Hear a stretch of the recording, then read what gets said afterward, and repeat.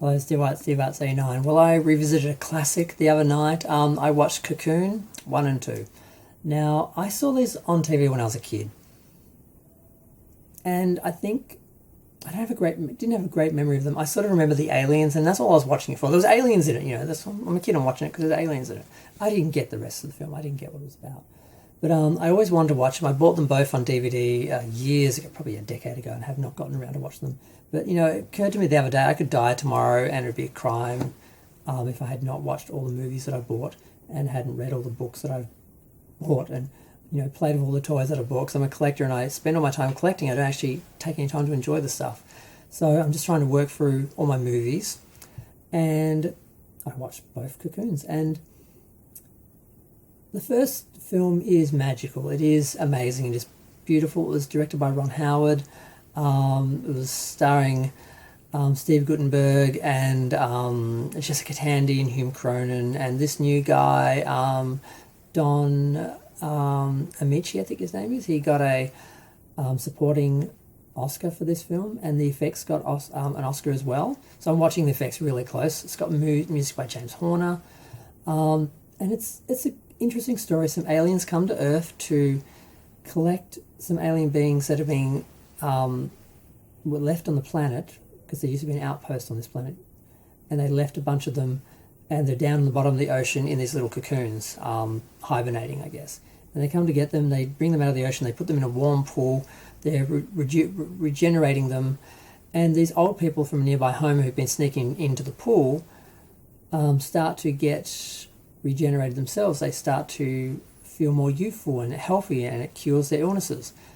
And unfortunately, they let the secret out, and the whole nursing home basically shows up and drains the energy from the pool, and causes the aliens to be too weak to be transported, so they have to put them back down to the bottom of the ocean. But what they do is they offer to take all the elderly people with them to space, because the planet that they go on, there is no illness. They will be able to live forever. And it's just an amazing fantasy. It's just an amazing fantasy. Just this idea of, okay, you've lived your whole life on Earth, seen it, done it, you're bored, you're just waiting to die, and here comes this chance to go off and explore space and see other races and other planets. And it's just amazing. And the idea that these old people are just so willing for new things and to explore, it's just so beautiful. I loved it. I didn't realize how amazing this movie was. And of course, there's complications. They all have to sneak off, and people notice all the old people have disappeared, and they're trying to find them. And one of the kids' grandparent, some of the elderly people's grandchild, finds them and gets on the ship, and then the Coast Guard's chasing them and all this stuff. And it's a bit convoluted for an action scene and all that. But aside from that, it's just amazing. The effects are pretty good. You can see the blue screen here and there and so forth, but fairly good. I guess it won because it was a popular film, not because it had the best quality of effects. But and the James Horner music is weird. There's a moment where you can hear some Star Trek 3 in there, because this was 85, so it's just like 2 years later. But it was a really great film. Absolutely loved it.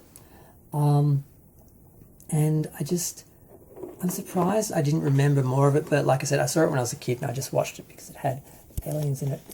And my battery, didn't realize when I plugged the charger in it would actually switch off, so starting over again. But yeah, loved it. The performances were all great. There was a love interest for Steve Guttenberg, of course, and it's funny, I've always just associated him with the Police Academy films, and I never realized he was actually kind of attractive, and he very much was presenting himself as sort of like, he's like half naked through the film. He's always got his shirt off and that. I'm like, okay, I guess he's got a nice body. I didn't really think of him like that. But it was a great film. Now, the weird thing is they did a sequel. And it's one of those few instances in Hollywood where there really didn't need to be a sequel. Now, I didn't understand why they had to leave the aliens. I didn't understand why they couldn't just take them with them. And if they had to leave them, how they could come back. Because if they could come back, why wouldn't they just plan to come back for them? It doesn't make a lot of sense. It does seem to be a story for the sake of a story. And there's a couple of points which, again, don't make sense. They just have people do things because they need something to happen later. Like, basically what happens is the aliens come back because there's been seismic activity and it's disturbing the cocoons which they're monitoring, and they've basically come to get them. Like, well, why didn't you just come to get them anyway? Like, why was it okay to just leave them there if they weren't being disturbed? Like, why does it take an earthquake that you guys have to be able to... It doesn't make any sense. And then they bring back 6 of the original characters, mostly the real characters. They took like 50 elderly people with them. It was like the whole nursing home left and went to another planet, which was amazing. I just loved it. There's just a whole boat of old people who are just going out to explore and getting a second chance at life. It was a really great movie, and that's why they made this movie, because this first one was so great. It only made 85 million. It cost about 15, 17 million. This film, same thing, cost about 17 million, but only made 25 million. So a lot of people felt the same as I was feeling when I was watching it. Like, why are we here? Why are we making this? It's great to see the actors back 5 years later, all look the same. Every actor came back. Even the character who died in the other film came back as a vision for the other actor. So they got everyone back. They had Courtney Cox playing a scientist because one of the cocoons gets knocked out of place and gets found by some research people, and the government gets involved and blah, blah, blah. So they're interacting with this alien the whole time. It just, I mean, like I said, the 6 members come back and one of them gets sick. They hit Jessica Tandy with a freaking car. I'm like, because she bumps into some kids and she heals one of them when they hurt her head, and then she just gets invited to become a teacher, and she thinks about it because she'd like to do it, but she's just doing it for the day, just for the fun of it, because they've got to go back the next day. And one of the kids runs out on the road. She, saves the kid but gets hit by a car, and I closed my eyes. I could not watch Jessica Tandy get hit by a car, but they did that. And I'm like, you hit Jessica Tandy with a car. They did that, and Hume Cronyn's character had to give, because they've all got like some of the alien abilities now, they can heal people and stuff like that, and he gave her all his power to heal her, and she decided not to go back without him, and she stayed and decided to be a teacher.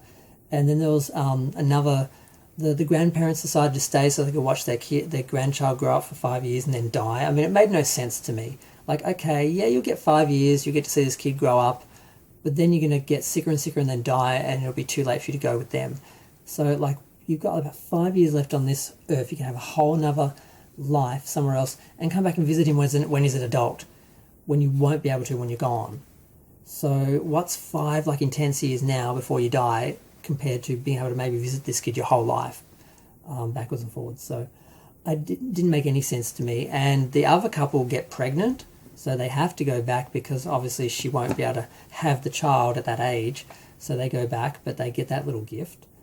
And they sort of have to break the alien out and escape, and it's fun, but it just doesn't need to exist. And the main thing that sort of also came up was they went back and visited the character who stayed because his wife died, and he's a misery, and they don't tell him they're leaving, so they let him think that they've come back for good, and then of course he gets upset when they tell him, yeah, we're leaving tomorrow. And I'm like, well, of course they didn't tell him that, because if they told him that at the start of the film, there wouldn't be a film. So the story was bad, and I'm going to name the writer of this film because I actually read the name at the end of the film, so I'm like, I want to know who wrote this. And of course, okay, while I'm opening it up, David Saperstein, yeah, screenplay by Tom Benedek. Okay, neither of these guys did a good job writing this film. They hit all the same beats the first film had, and a lot of films do that, where they just sort of do the same things. And they even reused the start of the film where the aliens come and you see the dolphins in the water and all that. They reused the same footage. They didn't even use different takes or anything. And they could kind of get away with this in the 80s because people didn't see films for years. It took a year or so for a film to get on video. So the chance of people having watched the original Cocoon and then watching the second Cocoon and recognising the same footage was pretty unlikely, and they did that a lot. They did it with Star Trek 1 and 2 as well, with the Enterprise footage and that. But, yeah. First film, great, magical, directed by Ron Howard, brilliant. Understand why he had a career after that. Second film, didn't need to exist. It was great to see all the actors back. But, you know what, I had this weird feeling that there was some sort of, like, Christian lobby group who had a problem with all these people, like, cheating death and sort of, you know, using science fiction to live beyond their children and beyond when they're like expected to. There was this whole, we shouldn't outlive our children. Someone brought in these morals or something and said, oh no, we have to come back and correct this. Because it's like the worst thing a sequel can do is act like the first film was a mistake that needs to be corrected. And I feel like they were doing that on some level, where they're bringing some of them back and showing them, no, it's better that we get old and die on Earth. Like, you know, we that was too much. You know, just going to another planet and just being able to explore the universe with immortality for the rest of our, you know, like, it's just, I really felt some weird Christian lobby group in there, like, complaining about this film and having it changed, or there was some weird motivation for some of the storylines in this film. But I'm going to go. Feel free to share, like, comment, subscribe. I have no idea how long I've been talking because, you know, my video shut down halfway through. But this is a review for both films. I think I can justify 10 minutes. But I'm really glad I watched them. The performances were good. Courtney Cox was great.